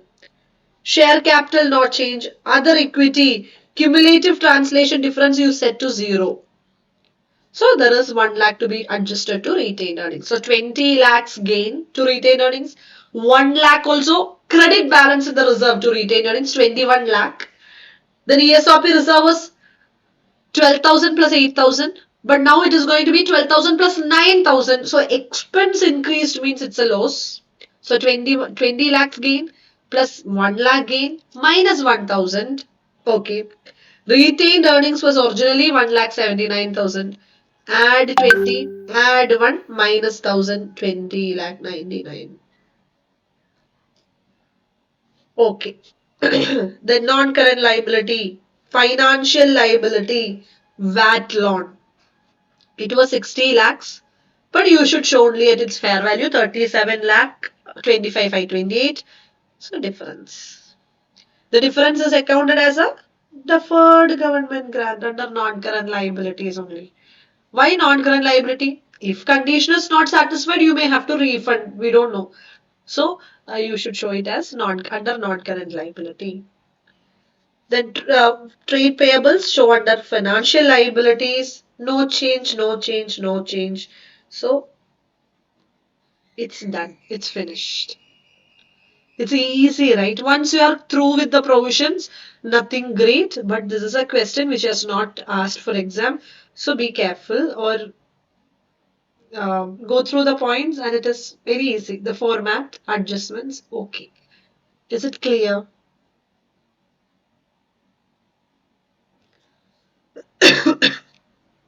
Now, um, question number 17 is even more big question, but it is easy. If you can invest time and read, it is actually easy. So I'm reading this question number 17, illustration 17. Shaurya Limited is a company. Okay, Shaurya Limited is a company having its registered and corporate office at New Delhi. 60% of Shaurya Limited's shares are held by Government of India and rest by other investors. This is the first time that Shaurya Limited would be applying Ind AS for preparation of financials for the current financial year 1920. Following balance sheet is prepared as per earlier gap as at the beginning. Okay, so as per the previous gap, they have prepared a balance sheet. Balance sheet as at 31st March 18, figures in thousands unless otherwise specified. Equity, old format, equity and liabilities, shareholders funds, share capital reserves, long-term borrowing, long-term provision, deferred tax liability, trade payables. Okay. So many items. Additional information, figures in thousands. All current liabilities include 3,90,000 liabilities to be paid in cash. Expense payable, salary payable, and 60,000 are government statutory dues. See, when you prepare the first Ind AS balance sheet, what are the general principles? Recognize, derecognize, reclassify, remeasure. So, based on the previous gap provisions, you need not show a current liability or a non-current liability as financial liability. But here, if you have contractual obligation to pay cash or financial asset, you should show it as financial liability. So here, sorry, other current liabilities should be divided into two: financial liabilities and other current liabilities. Statutory due 60,000 is not a financial liability. Statutory due. But balance 3 lakh, how much? 3 lakh 90, right? 4 lakh 50 minus 60. 3 lakh 90,000 should be presented as financial liability. So that's it. Yeah, that's it. That is with regard to the first adjustment. Long-term loans and advances. 40,000 loan and remaining amount consists of advance to staff. Long-term loans and advances. So which means asset. Long-term loans and advances 1,50,000.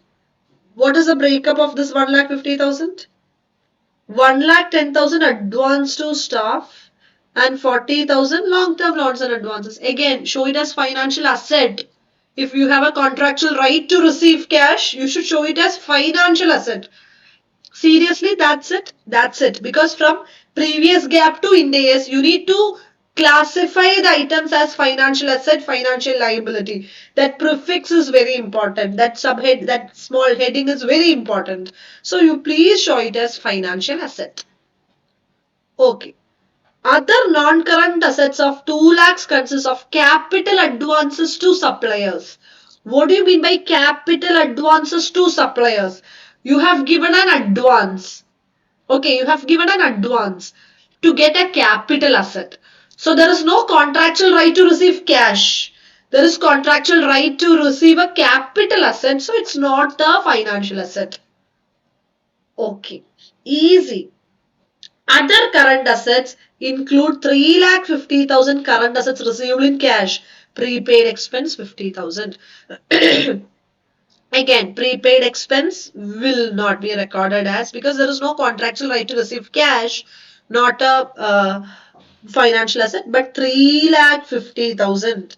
Other current assets 4 lakhs. So you will show the breakup financial asset 3,50,000 and other 50. Okay. So balance sheet presentation is what? The first few points.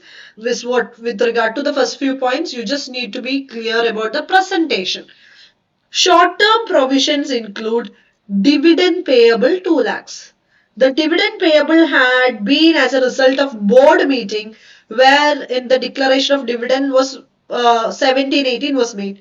However, it is subject to approval of shareholders in the general meeting. Oh my God. Without approval of shareholders, without then only it becomes declaration of dividend. Proposed dividend should not be accounted. Only declared dividend can be accounted. So please reverse it. It is wrong. Only on the date of declaration after obtaining the approval it can be recognized as a dividend payable. So reverse to dividend payable debit to retained earnings. Retained earnings. The adjustment should be to retained earnings. Okay. So question is finished? No. Hey. Chief Financial Officer of Shaurya. So always have that patience, always accept the question will be very lengthy. So you are a next step chart accountant. You should practice reading these questions. This type of questions. CFO of Shaurya Limited has also presented the following information against corresponding relevant items in the balance sheet. PPE consists a class of assets as office buildings whose carrying amount is 10 lakhs. So PPE consists of a class of assets as office buildings. Carrying value is 10 lakhs. However, the fair value of said building on the date of transition is 15 lakhs. So you can take over as per Ind AS 101 deemed cost exemption. You can just take over the previous gap carrying value or fair value on the date of transition. Both are correct. Company wants to follow revaluation model in the first Ind AS financial statements. It's fine. You can show the asset at 15 lakhs. So PPE includes 20 lakhs, of which office building was 10 lakhs. It is revalued to 15 lakhs, means the entire PPE will be increased to 25 lakhs. Yes or no? Correct. That 5 lakhs you can show, additional 5 lakhs can be shown. Fine.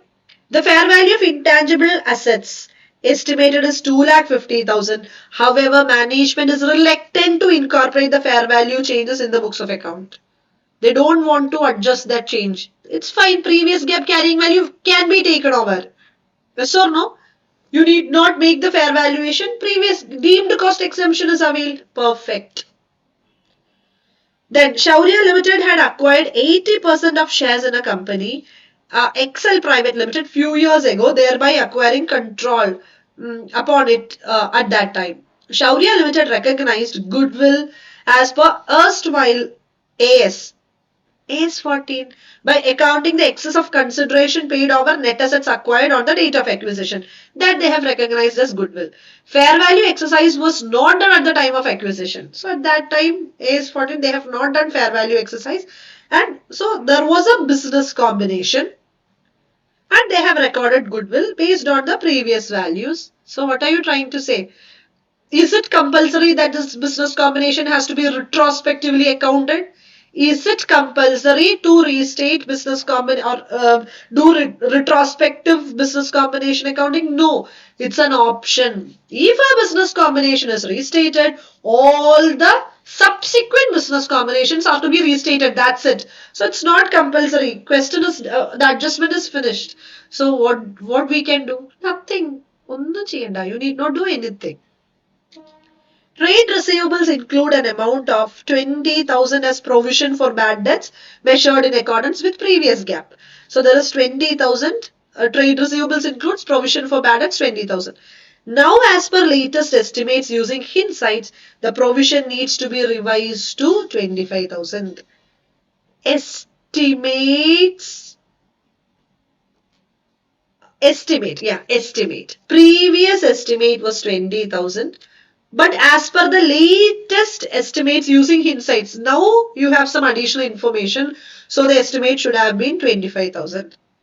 Should I take the estimate provision for bad debts as 20 in the first Ind AS balance sheet or 25? Very 20. Perfect. Shall adjust in the next year. Correct.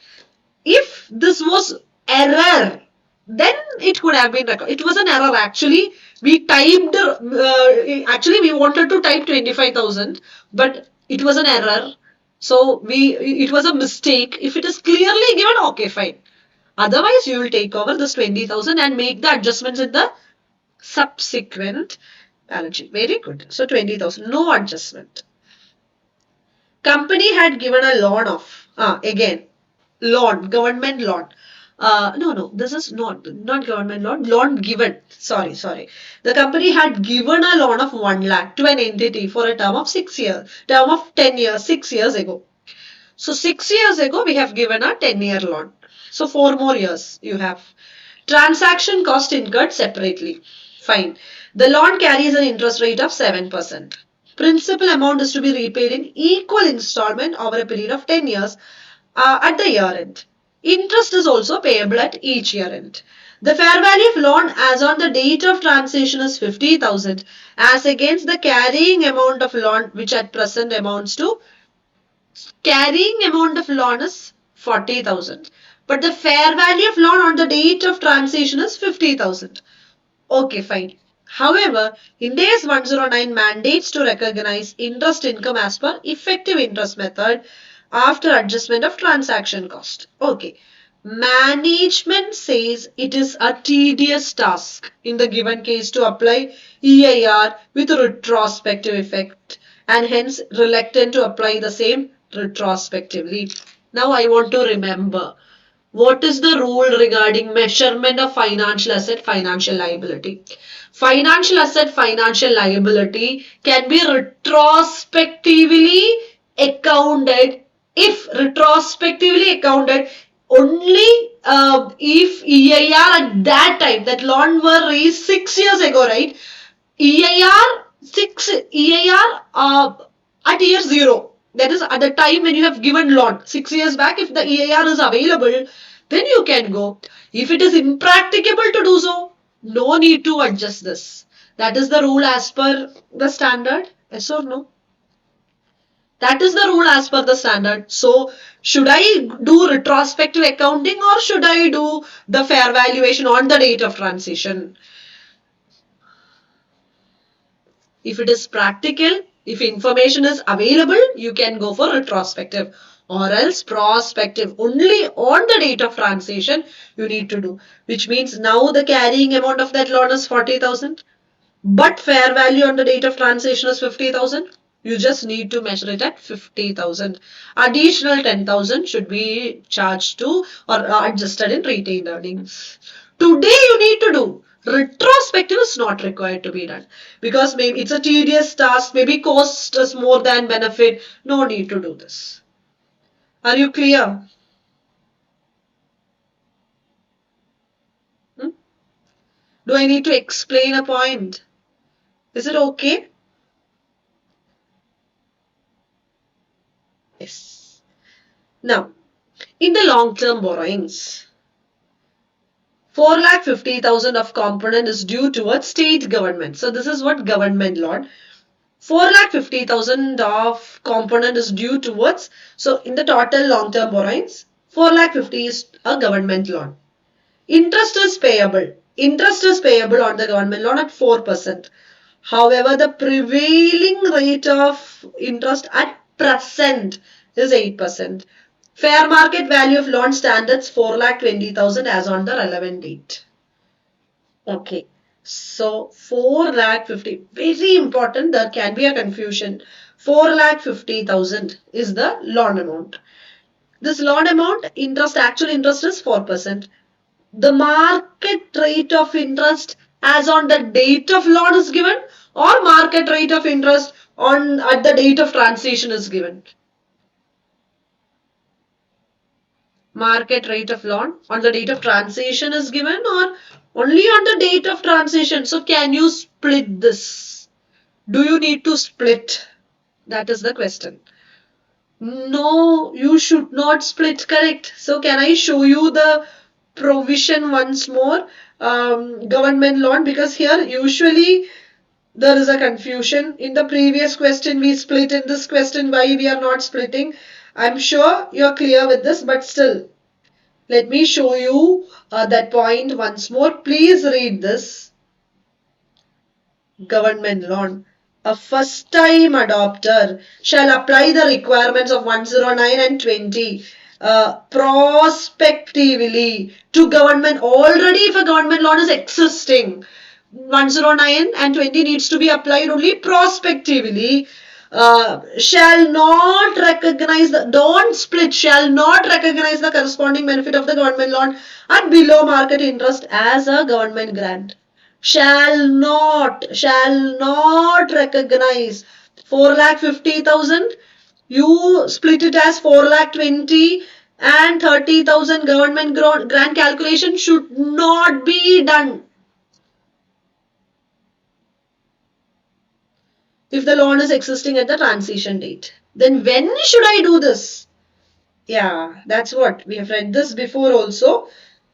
An entity may apply retrospectively if a loan is existing, provided that the information needed to do so had been obtained at the time of initially accounting for that loan. On that date of loan, if you have the information, you could have split it. Are you clear? In the question number 16, the date of loan was 31st March 11, which is the date of transaction itself. This is the date of loan also. Then you can split. Are you understanding the difference? Are you clear? I hope it's clear. Yes. Now,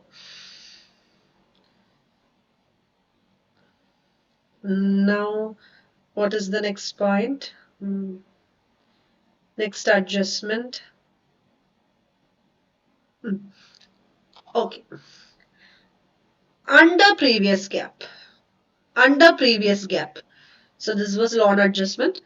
Under previous gap, the mutual funds were measured at cost or market value. Investments were measured at cost or market value, whichever is lower. I told you should say it as cost and market value, whichever is lower.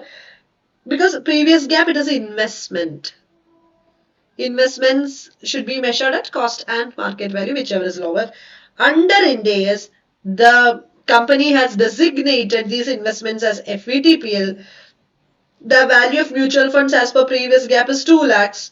However, the fair value of mutual funds on the date of transaction is 2,30,000. So investments can be measured at fair value. So fair value increase is there 30,000. Originally it was recorded only at 2 lakhs. So 30,000 increase is there. So 30,000 increase the value of investment, corresponding adjustment to retained earnings. Okay. Ignore separate calculation of deferred tax on the above adjustments. Thank you. Otherwise, you could have taken we have to take the carrying value of all asset with the tax base. So new carrying value versus tax base, we need to calculate taxable temporary difference. Carrying value of asset is more, TTD. Carrying value of asset is less, deductible temporary difference. Ulta is the case for liabilities. We had to do the calculation, but they are telling that you ignore. Thank you. Assume that the net deferred tax income is 50,000. Oh, out of this, there is a deferred tax income. Assume the net deferred tax income to be 50,000 on account of Ind AS transition adjustment. Prepare transition date balance sheet of Shaurya. Show necessary explanation of for each item presented by CFO in the form of notes, which may or may not require. So give the notes for all the items. If you have adjusted and not adjusted, also give a note. So transition date balance sheet. I'm quickly getting to this transition date balance sheet. So deferred tax also has to be adjusted. You should give 4 columns: particulars, previous gap, transition Ind AS adjustments, opening Ind AS balance sheet. Non-current assets, PPE. It was 20 lakhs given quickly. You remember there was a revaluation adjustment of 5 lakhs. 25 lakhs. So this 5 lakhs will be adjusted in retained earnings. Goodwill, no adjustment because no information. They are not restating, no retrospective calculations. Intangible assets, they have given the fair value, but they intend to show it at book value, so no adjustment. Then financial asset, other loans and advances, investments, you have to show it as financial assets. Investment 5 lakhs. Okay, some investment. Loan, there is a loan given 40,000, but as per the loan given 10,000 increase is there. Okay, increase 50,000. Then they don't want to do retrospective calculation. Fair value on the date of transition is computed as 50,000. Okay, fine. Other financial assets, no change. Other non-current assets, capital advances is not a financial asset. Current assets, inventories, no change. Then you should show financial assets, investments. There is an increase of 30,000. Trade receivables, no change. Cash and cash equivalents, no change. Other financial assets, other current assets. So adjustments are given for very few items. Okay, share capital, no change. Oh, but other equity, there is a change. What is the 7 lakh 90? That so there is 5 lakhs from PPE itself. 5 lakhs PPE, 30,000, this 10,000. We'll do the calculation. Then borrowings, government loan has not changed. Provisions, not changed. Even provision for bad debts not changed. That is why debtors, trade receivables remain the same. Deferred tax, they are telling deferred tax income means liability should reduce or asset is to be created. Net off liability we reduced 50,000. Trade payables no change. Other financial liabilities no change. No change. What is this provision 2 lakhs reversed? That is towards that dividend payable reversed to retained earnings. Correct, correct, correct. So this 7 lakhs is 7 lakh 90 is 5 lakhs. Okay. Asset increased 5 lakhs. An investment increased 5 lakhs. Again, a loan increased 5 lakhs. Dividend payable reversed. And 50,000 deferred tax income. 5 lakhs plus 5 lakh 30, 5 lakh 40, 7 lakh 40, 7 lakh 90. Okay. See, are you clear with this? And for each item, they have given a note. So it's a quick discussion only. Are you clear with this? So if you're okay with this, question number 16 and 17. Now it is with regard to this test your knowledge questions. Say, see, all the test your knowledge questions are discussing in another YouTube video.